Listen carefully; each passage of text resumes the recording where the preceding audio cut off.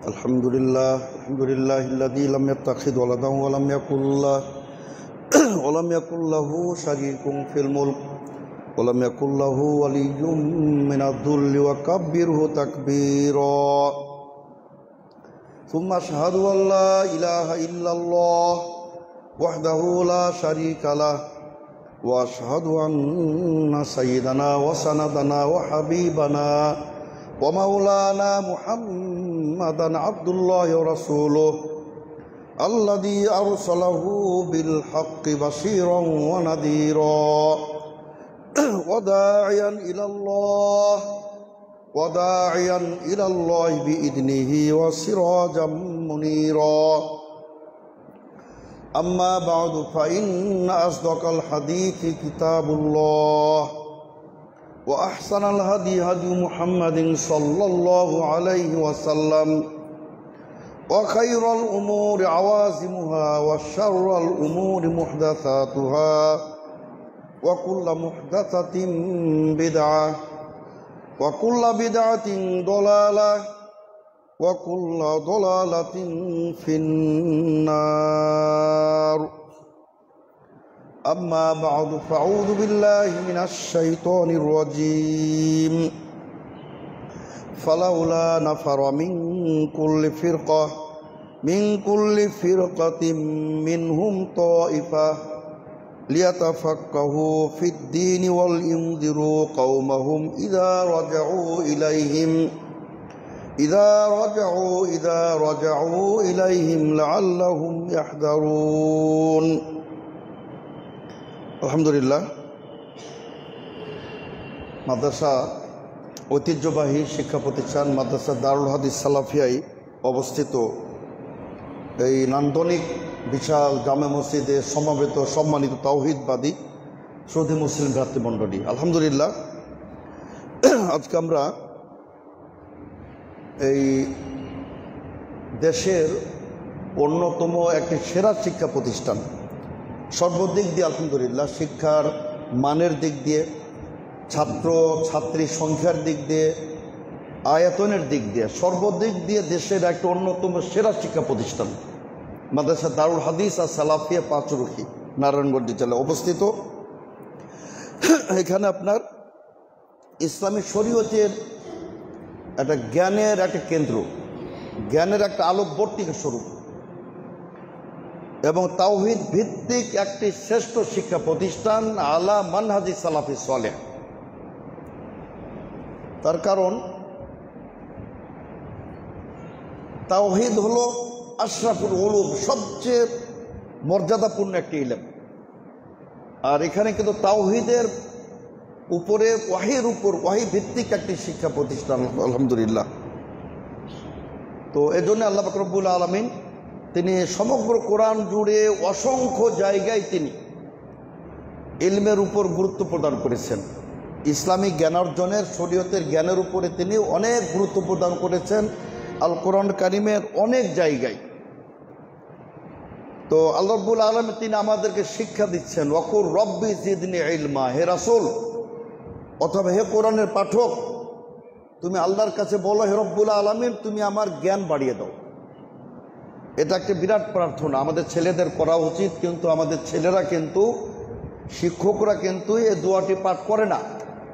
আল্লাহর কাছে প্রার্থনা করতে হবে, রব্বুল আলামিন তুমি আমাকে একজন ভালো আলেম বানিয়ে দাও, তুমি আমাকে জ্ঞান দান করো তুমি আমাকে। তার কারণ আপনি যখন জ্ঞান অর্জন করবেন, আপনার জ্ঞানের মাধ্যমে আল্লাহ রব্বুল আলামিন সমাজ থেকে অন্ধকার জাহিলিয়াতকে আল্লাহ রব্বুল আলামিন দূর করে দিবেন। আলোকিত একটি দেশ, আলোকিত সমাজ আল্লাহ পাক রব্বুল আলামিন আপনার মাধ্যমে তিনি প্রতিষ্ঠা করবেন ইনশাআল্লাহ।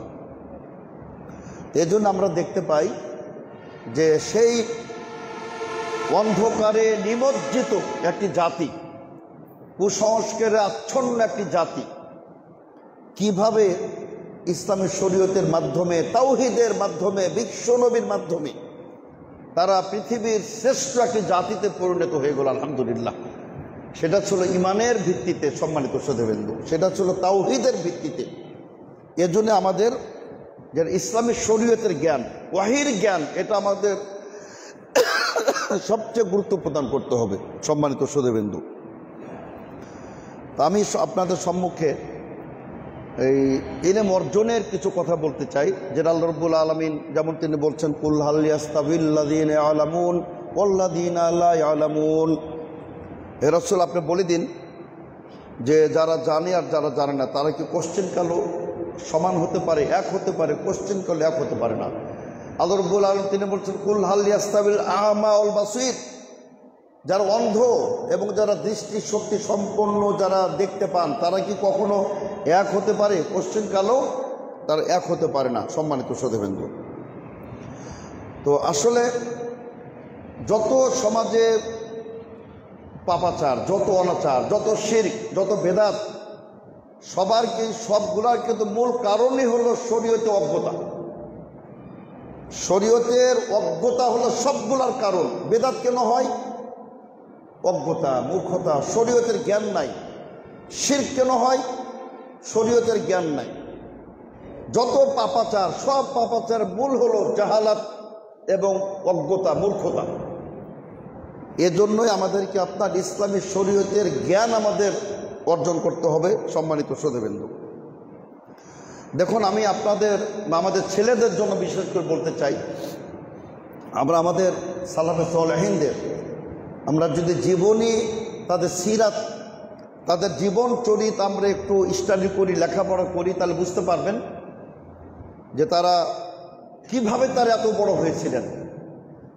ইমাম কিসাই রাহিমাহুল্লাহ, ইমাম কিসাই রহমতুল্লাহ আলাই, তিনি 40 বছর পর্যন্ত তিনি ছাগল চড়াইতেন। যখন তার বয়স 40, তখন তিনি ইলম অর্জন শুরু করেন নাই। তার নাম ছিল আপনার ইমাম আবুল হাসান আলী ইবনে হামজা, যিনি নাহুর ইমাম, কিরাতের ইমাম, আরবির ইমাম, মানে আপনার এত বড় তিনি ইমাম তিনি ছিলেন। 40 বছর পর্যন্ত তিনি মূর্খ ছিলেন, তিনি ছাগল চড়াচ্ছেন। এক মা তার সন্তানকে বলতেছে যে, বাবা, তুমি যদি পড়ালেখা না করো, এই রাখাল লোকটার মতো তুমি হয়ে যাবে। তখন এই কথা ইমাম কিসাই ছাগল চড়াচ্ছিলেন, তিনি শুনলেন। শোনা মাত্রই তার হৃদয়ে একটা ঝড় সৃষ্টি হলো, বিপ্লব সৃষ্টি হলো। তিনি ছাগলগুলা বিক্রি করে তিনি কিতাব ক্রয় করলেন। কিতাব ক্রয় করে এই যে তিনি লেখাপড়া শুরু করলেন, ইমাম খালিল বিন আহমদ আল ফারাহিদের কাছে গিয়ে তিনি পড়লেন। ইমাম শাফি বলতেছেন, কিয়ামত পর্যন্ত নাহু এবং সরফে, গ্রামারে, কেরাতে সারা বিশ্ব ইমাম কিসাইয়ের উপরে রেডি থাকবে। সুবহানাল্লাহ, এত বড় ইমাম। তিনি শুরু করলেন 40 বছর বয়সে পড়ালেখা। তো কাজেই হতাশ সবার কিছুই নাই। তোমার বয়স হয়ে গেছে, এখন তুমি শুরু করতে পারো। প্রত্যেকের উচিত কোরআনে কারিমের কিছু হেফজ করা। প্রতি বছর যদি 5 পারা করে করে, 10 পারা করে করে, 3-4 বছর এমনি তোমরা হাফেজ হয়ে যাবে। তো এই জন্যই আমাদের এ ধরনের ইমামদের জীবনী থেকে আমাদের শিক্ষা গ্রহণ করতে হবে। ইমাম সিবওয়াই আর একজন, তিনি কিরাতের ইমাম, ইমাম সিবওয়াই। তার ইমাম, তার উস্তাদ হাম্মাদ ইবনে সালমা রহমতুল্লাহ আলাইহি, তিনি ছিলেন অনেক বড়, তিনি ইমাম, একজন ইমাম ছিলেন। তো তিনি একটা হাদিস পড়াচ্ছিলেন, তো তিনি শিক্ষকের ভুল ধরে বসলেন। সিবওয়াই আসলে ভুলটা সঠিক ছিল না, তিনি ভুল ধরেছেন, তার শিক্ষকই সঠিক ছিলেন। মা মিন আহাদিন মিন আসহাবি ফি আসহাবি ইল্লা আখাযতু আলাইহি বা কুনতু আখাযতু আলাইহি লাইসা আবা দারদা অথবা লাইসা আবা উবাদা ইবনুল জাররাহ। এখনও বাংলাদেশের না, সারা পৃথিবীর শতকরা 95% নয়, 99% মনে করবেন যে ইমাম সিবওয়াই ভুল ধরাটা ঠিক ছিল। লাইসার পরে আবা হবে না, লাইসার পরে আবু হবে। কিন্তু হাম্মাদ ইবনে সালমা বললেন, ইয়া সিবওয়াই কাদ লাহানতা, হে সিবওয়াই তুমি ভুল করতেছো। লাইসা আবুদ দারদা হবে না, লাইসা আবাদ দারদা হবে। তার লাইসা এখানে বা মানা ইল্লা। যাক, আমি গ্রামারের কথা আমাদের ছেলেরা বুঝবে, আপনারা সাধারণ লোক হয়তো নাও বুঝতে পারেন, কিন্তু আমার বলার উদ্দেশ্য, তিনি একজন ইমামের ভুল ধরলেন, কিন্তু ওটা তার ভুল ছিল, ভুল ধরাটা ভুল ছিল। ইমাম যখন শিক্ষা দিলেন, তখন তিনি ভাবলেন যে আমি এমন ইলম অর্জন করবো যে আজ থেকে আমার যখন কোনো ভুল না হয়। তিনি ওই খলিল আহমদের কাছে গেলেন, অতঃপর তিনি সারা বিশ্বের একজন শ্রেষ্ঠ ইমামে পরিণত হয়ে গেলেন। কাজে তোমাদের এইভাবে পড়ালেখা করতে হবে যে তুমি যে বিষয়টা তুমি শুরু করবে হাদিসের, তুমি একজন যুগ শ্রেষ্ঠ হতে পারো। এ যুগেও তুমি শেখ আলবানির মতো, ইমাম ইবনে তাইমিয়ার মতো আলেম তুমি হতে পারো। এই জন্য সম্মানিত শ্রোতাবৃন্দ, আল্লাহ রাব্বুল আলামিন ইলম অর্জনে তিনি গুরুত্ব প্রদান করেছেন। ফালাউলা নাফারা মিন কুল্লি ফিরকাতিন মিনহুম তাইফা, আল্লাহ বলছেন এদের একটা গ্রুপ, এদের একটা অংশ কেন বেরিয়ে পড়ে না। এই যে মাদ্রাসা দারুল হাদিস সালাফি, আলহামদুলিল্লাহ, এখানে শুধু নারায়ণগঞ্জের ছেলে না, এখানে কিন্তু সমগ্র বাংলাদেশের ছেলেরা এখানে পড়ালেখা করে, আলহামদুলিল্লাহ। এটা আল্লাহ তাআলা বলছেন কেন তারা বেরিয়ে পড়ে না। তবে সবাই না, কিছু কিছু। সবাই বেরিয়ে পড়লে ওই কাজগুলো কে করবে? চাষাবাদ কে করবে? ব্যবসা কারা করবে? বাণিজ্য কারা করবে? বাড়িঘর কারা দেখাশোনা করবে? সুতরাং কিছু লোককে বেরিয়ে পড়তে হবে এবং তারা দ্বীনের আলেম তারা হবে, একথা আল্লাহ তাআলা বলছেন। এবং বলছেন যে লিয়াতাফাক্কাহু ফিদ্দীন, তারা শরীয়তে বুৎপত্তি গভীরতম জ্ঞান অর্জন করবে। ওয়ালিনজিরু কাওমাহুম ইযা রাজাউ ইলাইহিম, এবং তারা যখন দেশে ফিরে আসবে, নিজ বাড়িতে ফিরে আসবে, নিজ গ্রামে ফিরে আসবে, তখন তারা গ্রামবাসীকে ভীতি প্রদর্শন করবে, ইসলামী শরীয়তের শিক্ষা দেবে, তারা যেন আল্লাহকে যেন ভয় করতে পারে। তো সম্মানিত শ্রোতাবৃন্দ, এজন্য আপনার বলা হয় যে মানুষের সবচেয়ে বড় শত্রু তার অজ্ঞতা, মানুষের সবচেয়ে বড় শত্রু তার মূর্খতা। একজন আপনার শত্রু যতটা আপনার ক্ষতি করতে না পারবে, আপনার মূর্খতা আপনার নিজের তার চেয়ে বেশি ক্ষতি করবে। সম্মানিত শ্রোতাবৃন্দ, আমি দুটো উদাহরণ দেব। সহিহ মুসলিমের হাদিস, সহিহ বুখারীতে বর্ণিত হয়েছে। আপনারা জানেন যে একজন কুখ্যাত খুনি ছিল, কুখ্যাত খুনি 99 জন ব্যক্তিকে হত্যা করেছিল। সুবহানাল্লাহ, চিন্তা করছেন, কাতালা 99 শাখসান, 99 জন ব্যক্তিকে হত্যা করলো। অতঃপর তার মধ্যে অনুশোচনা হলো যে আমার কি তওবার পথ নাই? আমি কি আল্লাহর কাছে তওবা করলে আল্লাহ আমার তওবা কবুল করবেন না? তিনি বললেন, হে জনগণ, আপনারা আমাকে বলে দিন সারা পৃথিবীর সবচেয়ে বড় আলেমকে, আমি সেখানে যাব, আমি ওখানে গিয়ে মাসলা জিজ্ঞেস করব যে আমার জন্য তওবার দরজা খোলা আছে কিনা। তারা দেখিয়ে দিলেন, কিন্তু ওটা ভুল ছিল।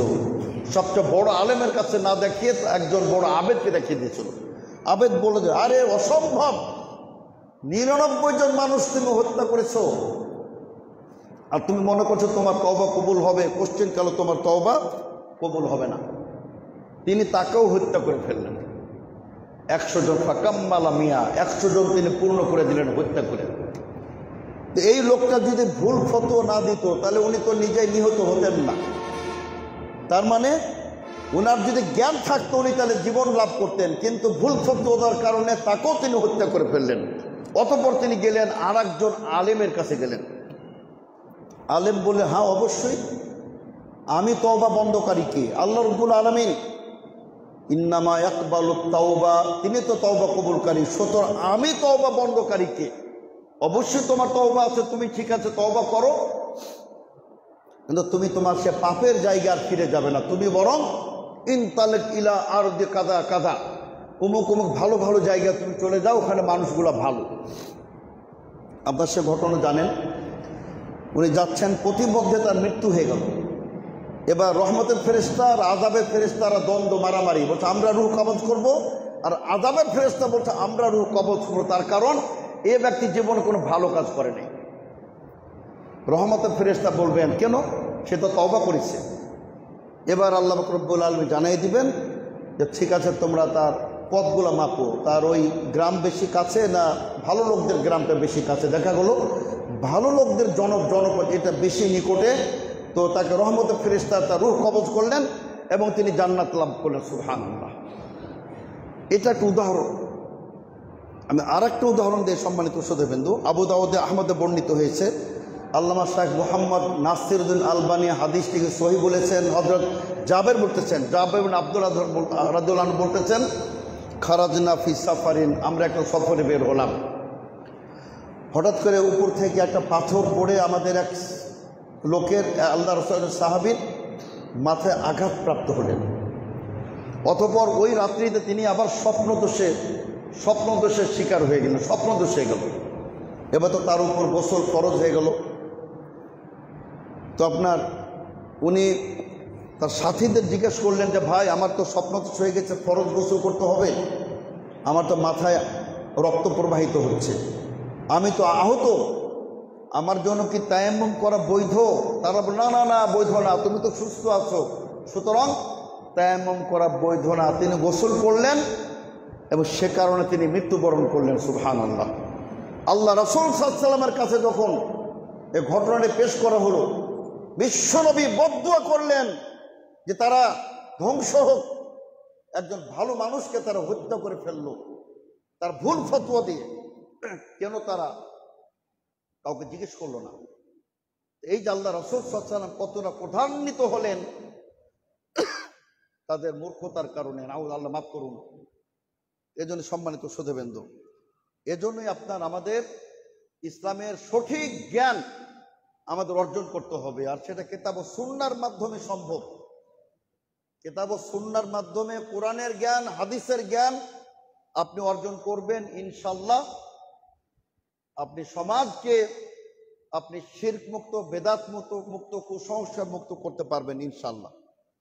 তো সম্মানিত শ্রোতাবৃন্দ, আমি আপনাদের সম্মুখে এখন যে কথাটা বলতে চাই যে সবার নিকট থেকে ইলম নেওয়া যাবে না, এটা মনে করতে হবে। কিছু নীতিমালা আছে। আমি বলেছি আপনাদের সম্মুখে আজকে ইসলামী ইলম, শরীয়তের ইলমের আবশ্যকতা, প্রয়োজনীয়তা এবং নীতিমালা।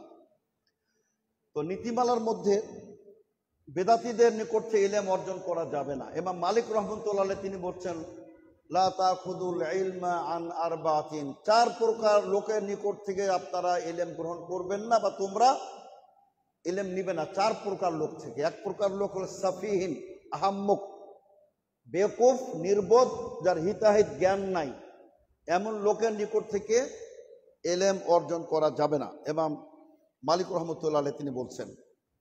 এবং দ্বিতীয় ব্যক্তি তিনি বলতেছেন যে সাহেব হাওয়া অথবা সাহেব বেদা, কোনো প্রবৃত্তির অনুসরণকারী কোনো বেদাতির নিকট থেকে, বেদাতি বলতে যত কবর পূজক, যত মাজার পূজক, কারো নিকট থেকেই ইলম অর্জন করা যাবে না, সম্মানিত শ্রোতাবৃন্দ। এবং তিনি বলছেন ওয়ালা মিন কাযাবিন, কোন মিথ্যুকের নিকট থেকে ইলম অর্জন করা যাবে না। আল্লাহ রাসূলের হাদিসে মিথ্যা বলা তো দূরের কথা, যারা মানুষের মধ্যে মিথ্যা কথা বলে নিজেদের মধ্যেও, এমন লোকের নিকট থেকেও ইসলামী শরীয়তের কোনো ইলম অর্জন করা যাবে না, সম্মানিত শ্রোতাবৃন্দ। এবং তিনি আরেকটি কথা বলেছেন, অত্যন্ত মূল্যবান কথা। তিনি বলছেন যে কিছু আছে আবেদ, পরহেজগার, মুত্তাকি, নামাজি, সব সময় মসজিদে পড়ে থাকে, মাশাআল্লাহ, তাহাজ্জুদ পড়ে, নফল পড়ে, চাষ পড়ে, জোহা পড়ে, সিয়াম রাখে, এদের নিকট থেকে ইলম নেওয়া যাবে না যদি তারা ইলমে হাদিসের যদি জ্ঞান না রাখে। তার মানে শুধু আবেদ হলে চলবে না, সম্মানিত শ্রোতাবৃন্দ। তিনি এতদূর তিনি বলেছেন ইমাম মালিক রাহমাতুল্লাহ আলাইহি, যে যখন আমরা বৃষ্টির জন্য আল্লাহর কাছে প্রার্থনা করতাম, আমার মনে হতো যে এই জাতীয় লোকের মাধ্যমে আল্লাহর কাছে বৃষ্টি প্রার্থনা করবো, আল্লাহ তাআলা বৃষ্টি দিবেন, কিন্তু তারপরেও ওদেরকে আমি এটার উপযুক্ত মনে করতাম না যে আমি তাদের নিকট থেকে ইসলামের শরীয়তের ইলম অর্জন করব। সুতরাং তাকওয়া, পরহেজগারি ভিন্ন জিনিস, আর ইলম অর্জন যার কাছে করবেন তিনি প্রকৃত অর্থেই আলেম হতে হবে, সম্মানিত শ্রোতাবৃন্দ। আর আমাদের বিশেষ করে আমি ছাত্রদের উদ্দেশ্যে বলতে চাই, আমাদের সর্বপ্রথম ইখলাস থাকতে হবে, আল্লাহকে সন্তুষ্ট করা আমাদের উদ্দেশ্য হতে হবে। আমাদের প্রিয় ছাত্রবৃন্দ, আল্লাহ রাসূল সাল্লাল্লাহু আলাইহি ওয়াসাল্লাম একটি চমৎকার হাদিস বলেছেন, অত্যন্ত মারাত্মক হাদিস, মান তালাবা ইলমান মিম্মা ইউবতাগা বিহি ওয়াজহুল্লাহ। আল্লাহ রাসূল সাল্লাল্লাহু আলাইহি ওয়াসাল্লাম বলেন, কোনো ব্যক্তি যদি এমন ইলম অর্জন করে যে ইলম দ্বারা আল্লাহর সন্তুষ্টি অর্জন করা যায়, কিন্তু সে ব্যক্তি কি করলো? লা ইয়াতাআল্লামুহু ইল্লা লিইউসিবা আরাদাম বা গারাদাম মিনাদ দুনিয়া। তো সে ব্যক্তি করলো কি, ইসলামী শরীয়তের ইলম অর্জন করতে এসেও সে ব্যক্তি উদ্দেশ্য যে কিছু দুনিয়া অর্জন করবে, আখিরাত অর্জন নয়, আল্লাহর সন্তুষ্ট অর্জন নয়, বরং দুনিয়া অর্জন করবে, অনেক টাকা পয়সা অর্জন করবে, এটা উদ্দেশ্য যদি থাকে, আল্লাহ রাসূল সাল্লাল্লাহু আলাইহি ওয়াসাল্লাম বলছেন লা ইয়াজুদু আরাফাল জান্নাহ, এই ব্যক্তি জান্নাতের সুঘ্রাণ পাবে না। সুবহানাল্লাহ। অথচ জান্নাতের সুঘ্রাণ, খুশবু, এটা পাওয়া যায় 500 বছর দূরত্ব থেকে। সুবহানাল্লাহ। 500 বছরের রাস্তার দূরত্ব থেকে, এত দূর থেকে জান্নাতের সুসংবাদ পাওয়া যাবে, কিন্তু এই ব্যক্তি ওই খুশবুটাও পাবে না জান্নাতের। মানে যে ব্যক্তি আল্লাহর উদ্দেশ্যে এলেম অর্জন করে নাই। এজন্য সম্মানিত শ্রোতাবৃন্দ, এলেম প্রত্যেকেই, আপনার বয়স হলে কি হবে, আপনার বয়স 60 বছর, 70 বছর, 80 বছর, তারপর আপনি চেষ্টা করবেন প্রত্যেক দিন আপনি একটি দুটো করে হাদিস আপনি শিখবেন, প্রত্যেক দিন আপনি একটি দুটো করে আয়াতে কারিমা আপনি শিখবেন।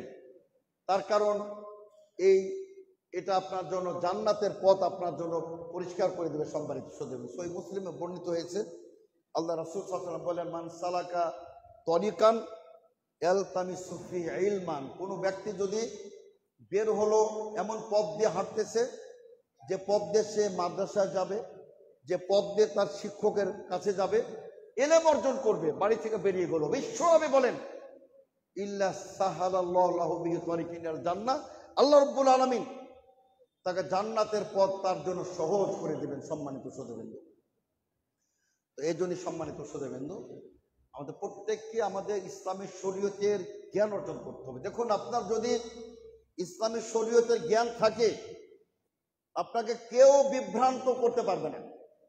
এই যে বর্তমানে কত বাতিল ফেরকা, যারা নিজেদের নাম দিচ্ছে কোরআনী, আহলে কোরআন, অথচ প্রকৃত অর্থে তারা আহলে কোরআন নয়, বরং তারা কোরআন অস্বীকারী।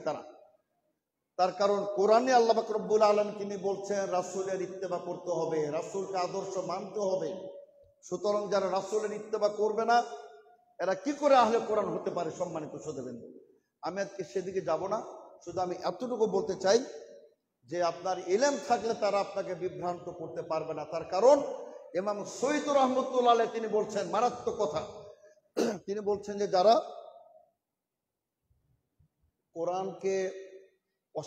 কোরআনকে মান্য করার নামে হাদিস অস্বীকার করবে, তিনি বলছেন যে তাদের মুসলমানদের কবরস্থানে দাফনও করা যাবে না, তাদের জানাজা সালাত পড়ানো যাবে না, তারা অসুস্থ হলে তাদেরকে দেখতে যাওয়া যাবে না। তার কারণ তারা কাফের, যারা হাদিস অস্বীকারী যারা। আমাদের অনেকে কিন্তু বিভ্রান্তিতে পড়ে যাচ্ছেন। সম্মানিত শ্রোতাবৃন্দ, আমি শুধু একটি ফেরকার কথা বলবো, খারেজি ফেরকা। দেখুন তারা কত বড় জাহেল, দেখুন কত বড় তারা জাহেল। যেখানে বিশ্বনবী বলে গেছেন আবু বকর ফিল জান্নাহ, উমর ফিল জান্নাহ, আলীও ফিল জান্নাহ, ওসমান ফিল জান্নাহ। আল্লাহ রাসূল বলে গেছেন আবু বকর জান্নাতি, উমর জান্নাতি, ওসমান জান্নাতি, আলী জান্নাতি। আর খারিজারা কি বলল? খারিজারা বলল আলী কাফের, ওসমান কাফের। অথচ তারা জানতো বিশ্বনবীর হাদিস, আল্লাহ পাক রব্বুল আলামিন তাদেরকে জান্নাতের সুসংবাদ দিয়েছিলেন এই পৃথিবীর মধ্যে। তারপরেও তারা আপনার বলল যারা কাবিরা গুনাহ করবে তারা কাফের, সাহাবা কেরাম কাফের, এবং বলল তাদেরকে হত্যা করা যায়। সম্মানিত শ্রোতাবৃন্দ, কি বলল? যে হত্যা করা যায়। তাদের যিনি নাউজুবিল্লাহ যে ব্যক্তি নেতা ছিল জুল খুয়াইসারা, সম্মানিত শ্রোতাবৃন্দ, জুল খুয়াইসারা তামিমি, খারিজিদের সে ছিল সবার গুরু, প্রথম খারিজি আল্লাহর জমিনে, তার নাম ছিল জুল খুয়াইসারা তামিমি। আল্লাহ রাসূল সাল্লাল্লাহু আলাইহি ওয়াসাল্লাম এক যুদ্ধের ময়দান থেকে তিনি যুদ্ধ শেষ করে কিছু স্বর্ণ পেয়েছিলেন, স্বর্ণগুলো তিনি সাহাবা কেরামের মাঝে তিনি বন্টন করতেছিলেন। এই সময়তে জুল খুয়াইসারা এসে আল্লাহ রাসূল সাল্লাল্লাহু আলাইহি ওয়াসাল্লামকে বলল, ইয়া মুহাম্মদ, হে মুহাম্মদ, ইআদিল ফাইন্নাকা লাম তাআদিল, আপনি ইনসাফ করুন, আপনি কিন্তু ইনসাফ করতেছেন না। কাকে বলতেছে? আল্লাহ রাসূল সাল্লাল্লাহু আলাইহি ওয়াসাল্লাম বলতেছে। চিন্তা করেন কত বড় জাহেল, আল্লাহর জমিনে আর চেয়ে মূর্খতা কি হতে পারে?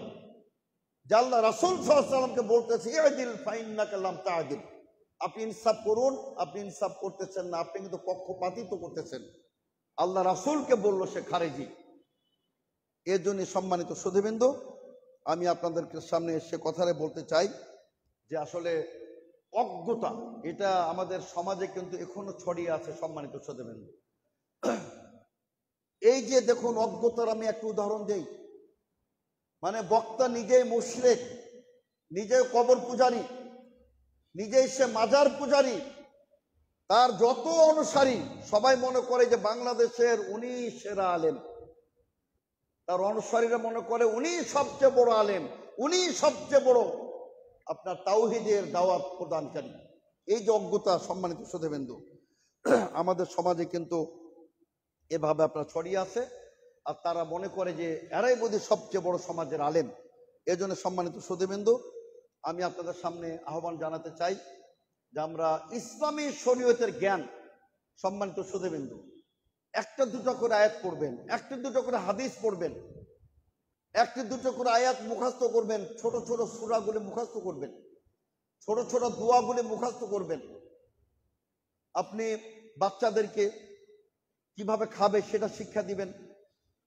বাথরুমে যাওয়ার, টয়লেটে যাওয়ার দোয়া, সব দোয়াগুলো আপনি শিক্ষা দিবেন। মসজিদে প্রবেশ করতে কি দোয়া, মসজিদ থেকে বের হতে কি দোয়া। তবে অবশ্যই মনে রাখতে হবে সম্মানিত সুধীবৃন্দ, বাংলাদেশের বুকে শুধু নয়, সমগ্র পৃথিবীতে আহলে হাদিসরা হলেন সবচেয়ে হকপন্থী জামাত। আপনি আহলে হাদিস আলেমদের নিকট থেকে শিক্ষা গ্রহণ করবেন। দেখুন আমি আপনাদের সামনে আপনার মুসনাদে দারিমিতে চমৎকার একটি ঘটনা বর্ণিত হয়েছে। মুসনাদে দারিমিতে তো এখানে বলা হচ্ছে যে আপনার দুইজন ব্যক্তি আসলো। সম্মানিত সুধীবৃন্দ, দুই ব্যক্তি আসলেন একজন সাহাবীর নিকটে। আপনার এসে বলতেছে যে আপনি আমাদেরকে অনুমতি দিন, আমি আপনাকে একটা কোরআন শোনাবো। তিনি বলছেন, সাহাবী বলছে যে না, তোমার অনুমতি না, আমি তোমার কোনো কেরাত, আমি তোমার কোনো কোরআন আমি শুনবো না। এবার বললো যে আমি আপনাকে একটি দুটি হাদিস শোনাতে চাই। বলছে না, তাও শুনবো না। সাহাবী বললেন যে তোমরা বের হবেন, আমি বের হয়ে যাব। পরে বলা হলো যে হে আল্লাহ রাসূল সাল্লাল্লাহু আলাইহি ওয়াসাল্লাম, সাহাবী আপনি অসুবিধা কি ছিল? তারা দুটো কোরআন হাদিস শোনাবে, যেন অসুবিধা আছে। তার কারণ তারা হলো আহলুল হাওয়া, তারা বেদাতি, তারা এমন ভাবে আমাকে হাদিস পড়াবে, হাদিস শোনাবে যে আমার মনে সেটা গেঁথে যেতে পারে, আমি বিভ্রান্তির মধ্যে পড়ে যেতে পারি। তো কাজে আপনারা বেদাতিদের কোন আলোচনা শুনবেন না। সম্মানিত সুধীবৃন্দ, ইমাম মুহাম্মদ সিরিন প্রখ্যাত তাবেঈ, তিনি একটি চমৎকার তিনি কথা বলেছেন। তিনি বলছেন যে ইন্না হাদাল ইলমা দীনুন, ইসলামী শরীয়তের এই ইলমটাও কিন্তু একটা দিন, এটাও শরীয়ত। সুতরাং ফানজুরু আম্মান তাখুযুনা দীনাকুম, সুতরাং দিন কার কাছ থেকে তোমরা গ্রহণ করবে সতর্ক হয়ে যাও। এটা কিন্তু আসলে মুহাম্মদ সিরিন আর তাবেঈর কিন্তু এটা কথা। আমি নেটে দেখলাম আর তাহরিক পত্রিকায় লেখক ভুল করছেন, বলছেন যে এটা আল্লাহ রাসূল সাল্লাল্লাহু আলাইহি ওয়াসাল্লাম বলেছেন। প্রকৃত অর্থে রাসূল সাল্লাল্লাহু আলাইহি ওয়াসাল্লাম বলেন নাই, বরং এটা একজন তাবেঈর তার উক্তি। মুহাম্মদ সিরিন, যিনি আপনার স্বপ্নের ব্যাখ্যার ইমাম তিনি ছিলেন, মুহাম্মদ সিরিন, তিনি বলতেছেন ইন্না হাদাল ইলমা দীনুন, এই ইলমটা কিন্তু শরীয়ত। সুতরাং যার তার কাছ থেকে ইলম নেওয়া যাবে না, বেদাতীদের নিকট থেকে ইলম নেওয়া যাবে না, খারিজিদের নিকট থেকে ইলম নেওয়া যাবে না, সুফিদের নিকট থেকে ইলম নেওয়া যাবে না, শিয়াদের নিকট থেকে ইলম নেওয়া যাবে না, কাদরিয়া, মুরজিয়া, খারেজি, মুতাজিলি এদের নিকট থেকে ইলম নেওয়া যাবে না। কিন্তু আজকে বাংলাদেশ আপনি দেখেন, আজকে মানুষ তাদের আলোচনা শুনে, আজকে মানুষ তাদেরকে দাওয়াত করতেছে, অথচ যারা সহিহ হাদিসের, বিশ্ব নবীর সহিহ সুন্নাহর অনুসারী, আজকে আপনার আহলে হাদিসদের ভালো আলেমদের কিন্তু আজকে মানুষ আলোচনা শুনতে চায় না। মানুষ আলোচনা শুনে ওই সুরের পাগল, সুললিত কণ্ঠ যাই বলুক না কেন, আজকে কিন্তু মানুষ সেদিকে মানে ছুটতেছে। সম্মানিত সুধীবৃন্দ, এর জন্য আমি প্রথমে বলেছি যে আমাদের ইলম অর্জন করতে হবে। আপনি দেখুন, যারা ইলম অর্জন করবেন মানুষ কিন্তু তাদের প্রশংসা করে, মাশাআল্লাহ উনি অনেক বড় আলেম। কিন্তু যার ইলেম নাই তার কিন্তু কেউ প্রশংসা করে না, যে অনেক বড় জাহেল, এটা কিন্তু কেউ বলে না। বলে ওটা তার বদনাম করতে গিয়ে বলে, কিন্তু এটা কিন্তু প্রশংসার কোনো ক্ষেত্র না সম্মানিত সুধীবৃন্দু। এর জন্য আমাদের উচিত হবে সম্মানিত সুধীবৃন্দু যে আল কোরআন কারিমে অসংখ্য জায়গায় আল্লাহ রাব্বুল আলামিন তিনি ইলমের কথা তিনি বলেছেন। ইসলামের প্রথম ওয়াহি ইকরা বিসমি রাব্বিকাল্লাযী খালাক, আল্লাহ রাব্বুল আলামিন যেটা অবতীর্ণ করেছেন, ইলম অর্জন করতে বলছেন, পড়তে বলেছেন সম্মানিত সুধীবৃন্দু। সুতরাং আমাদের আপনার স্টাডি করতে হবে, লেখাপড়া করতে হবে। আর তার সাথে আপনি যখন আল্লাহ রাব্বুল আলামিন জাহান্নামীদের ব্যাপারে তিনি বলছেন, তারা কি বলবো, ওয়াকালু লাউ কুন্না নাসমাউ আও নাআকুলু মা কুন্না ফি আসহাবিস সাঈর। জাহান্নামীরা বলবে যে আমরা যদি শুনতাম ও নবীর কথা, আমরা যদি আহলে হাদিস বক্তাদের আলোচনা শুনতাম, আমরা তো ওদের বক্তব্য শোনা দূরের কথা, ওদের মাহফিল ভেঙে দিয়েছিলাম, ওদের মসজিদ ভেঙে দিয়েছিলাম। কিন্তু আমরা যদি তাদের বক্তব্যগুলো শুনতাম, আহলে হাদিসের আলেমরা কি বলতেছেন, তাহলে আজকে আমরা জাহান্নামের অধিবাসী হতাম না। এটা আফসোস করে তারা বলবে। এজন্য আমি আজকের ঐতিহাসিক অত্যন্ত গুরুত্বপূর্ণ জামে মসজিদের মেম্বার থেকে আমি বলতে চাই, সম্মানিত সুধীবৃন্দু, আপনারা যারা আহলে হাদিসের মসজিদ ভাঙেন, আহলে হাদিসের মাদ্রাসা ভাঙেন, আহলে হাদিসের মাহফিলে বাধা দেন, মাহফিল আক্রমণ করেন, আহলে হাদিস আলেমদেরকে মেরে রক্তাক্ত করেন, আহলে হাদিসের মুসল্লিদেরকে মেরে রক্তাক্ত করেন, এই বাংলাদেশের বুকে অসংখ্য ঘটনা প্রত্যহ ঘটতেছে। তাদেরকে বলতে চাই, কিয়ামতের দিন আপনাকে যেন এ কথা বলতে না হয় যে রব্বুল আলামিন লাউ কুন্না নাসমাউ, যদি আমরা শুনতাম ওদের কথা, আও নাআকুলু, অথবা যদি বুঝতাম, মা কুন্না ফি আসহাবিস সাঈর, তাহলে আমি জাহান্নামীদের অনুসারীদের মধ্যে আমার নামটা থাকতো না। আল্লাহ তাআলা বলবেন, আওয়ালাম ইয়াতিকুম নাযীর, আরে আশ্চর্য ব্যাপার, তোমাদের কাছে কি রাসূল আসে নাই? তোমাদের কাছে কি সহিহ সুন্নাহর আহলে হাদিসের আলোচক, আলেম, বক্তা আসে নাই? তোমার কাছে কি একটা সহিহ সুন্নাহর পত্রিকা আসে নাই? তার বারবার আসছিল, আল্লাহ ফেরেশতাকে বলবেন যে আসছিল, কিন্তু ফাকাজ্জাবনা, আমরা বলছি আরে সব মিথ্যা, কিচ্ছু না। তো কাজে এখন আমরা জাহান্নামের অধিবাসী হয়ে গেছি। এজন্য সম্মানিত সুধীবৃন্দু, আমাদের আপনার সঠিক বুঝ অর্জন করতে হবে। সম্মানিত সুধীবৃন্দু, আমরা আমাদের জন্য কোনটা ভালো কোনটা খারাপ, এটা কিন্তু একটা বিশাল ব্যাপার। আর মূলত এটা আপনি তখনই অর্জন করতে পারবেন যখন আপনার মধ্যে আল্লাহ ভীতি হবে, তাকওয়া যখন আপনার মধ্যে থাকবে, আল্লাহ রাব্বুল আলামিন আপনাকে হক বাতিলের পার্থক্যের একটা জ্ঞান দান করে দেবেন। এই জন্য আল্লাহ পাক রব্বুল আলামিন বলছেন, ইন তাত্তাকুল্লাহ ইয়াজআল লাকুম ফুরকানা, আল্লাহ বলছেন তোমরা যদি আল্লাহকে ভয় করো তবে তিনি তোমাদেরকে একটা হক বাতিলের মানদণ্ডের পার্থক্য বলে দিবেন, যে কারা প্রকৃত মুজাহিদ আর কারা জঙ্গি, কারা প্রকৃত সুন্নাহর অনুসারী আর কারা বেদাতি। আল্লাহ রাব্বুল আলামিন সব আপনাকে তিনি জ্ঞান দান করে দিবেন। সুতরাং সম্মানিত সুধীবৃন্দু, যদি আমাদের জ্ঞানের অভাব হয় তাহলে কিন্তু আমাদের সমস্যাটা কি হবে? আমাদের সমস্যা হবে আল্লাহর সাথে আমাদের সম্পর্কটা দুর্বল হয়ে যাবে। আল্লাহর সাথে আমাদের সম্পর্ক দুর্বল হবে। এই জন্য আল্লাহ তাআলা বলেন, ইন্নামা ইয়াখশাল্লাহ মিন ইবাদিহিল উলামা, আল্লাহ বলছেন আলেমরা আল্লাহকে ভয় করে। এই জন্য অনেক আলেম এটা তাফসীর করেছেন, একজন রিক্সা চালক জীবন মাদ্রাসা যায় না, আল্লাহকে ভয় করে, সেই প্রকৃত আলেম। আবার একজন অনেক বড় বুখারী পড়ায় কিন্তু ভিতরে তাকওয়া নাই, এই ব্যক্তি জাহেল, তার মধ্যে আল্লাহ ভীতি নাই। এই জন্য আমাদের সম্মানিত সুধীবৃন্দু, আল্লাহ ভীতি, আল্লাহকে ভয় করবেন প্রকাশ্যে এবং গোপনে, রাতে এবং দিনে, জনসম্মুখে এবং রাতের অন্ধকারে। আমরা আসলে কিছু কান্নাকাটি করি মানুষের সামনে, রাতের অন্ধকারে আমরা আর আল্লাহকে ভয় করি না।